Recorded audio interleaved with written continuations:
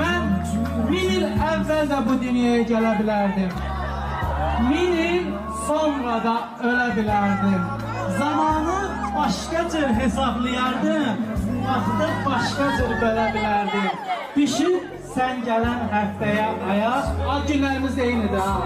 Səni sevmək üçün gəldim dünyaya. Fatimə, səni çox sevirəm. Mənim yerimdəsən.